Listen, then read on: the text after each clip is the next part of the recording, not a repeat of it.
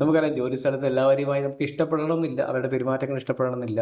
അങ്ങനെ ഇഷ്ടപ്പെടാത്ത ആളുകളോട് എങ്ങനെയാണ് നമ്മൾ പെരുമാറേണ്ടത്, അല്ലെങ്കിൽ ഏത് രീതിയിലായിരിക്കണം ആശയവിനിമയം നടത്തേണ്ടതെന്ന്? തീർച്ചയായിട്ടും നമുക്ക് പിന്നെ അഭിപ്രായ വ്യത്യാസങ്ങൾ ഉണ്ടാകാം. ഉം. വർക്ക് പ്ലേസിൽ തീർച്ചയായിട്ടും പല പ്രോജക്ട് ബേസ്ഡ് ആണെങ്കിലും നമ്മൾ ചെയ്യുന്ന പ്രവൃത്തി, നമ്മുടെ ജോലി സംബന്ധിച്ചിടത്തോളം അഭിപ്രായ വ്യത്യാസങ്ങൾ ഉണ്ടാകും.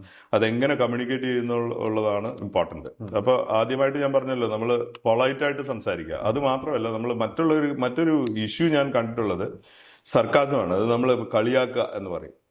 പലരും സംസാരിക്കുന്നത് എപ്പോഴും ഒരു സർക്കാസ്റ്റിക് ടോണിലൂടെയാണ്. അപ്പൊ ഈ ടോണിന് വളരെ ഇമ്പോർട്ടൻ്റ് ഉണ്ട്. നമ്മളെപ്പോഴും സംസാരിക്കുമ്പോൾ നമ്മൾ പറയുമല്ലോ, പബ്ലിക് സ്പീക്കിങ്ങിന്റെ കാര്യമൊക്കെ പറയുമ്പോൾ നമ്മളെപ്പോഴും പറയും ടോൺ ഇസ് ഗോട്ട്, ഈ non verbal communication is very important എന്ന് പറയും. അപ്പം ഈ കമ്മ്യൂണിക്കേഷൻ നമ്മൾ സംസാരിക്കുന്ന മാത്രമല്ല, നമ്മുടെ ഫേഷ്യൽ എക്സ്പ്രഷൻ, നമ്മുടെ ടോണ്, ഇങ്ങനെയൊക്കെയുള്ള കാര്യങ്ങളിൽ വളരെ പിന്നെ ഇതിലൂടെ ഒരുപാട് ആശയങ്ങൾ നമ്മൾ കമ്മ്യൂണിക്കേറ്റ് ചെയ്യും. ഒരേ കാര്യം രണ്ട് ടോണിൽ സംസാരിച്ചു കഴിഞ്ഞാൽ രണ്ട് മീനിങ് ആയിരിക്കും റിസീവറിന് കിട്ടുക. അപ്പൊ ഈ കാര്യങ്ങളും വളരെയേറെ ശ്രദ്ധിക്കണം എന്നുള്ളതാണ്.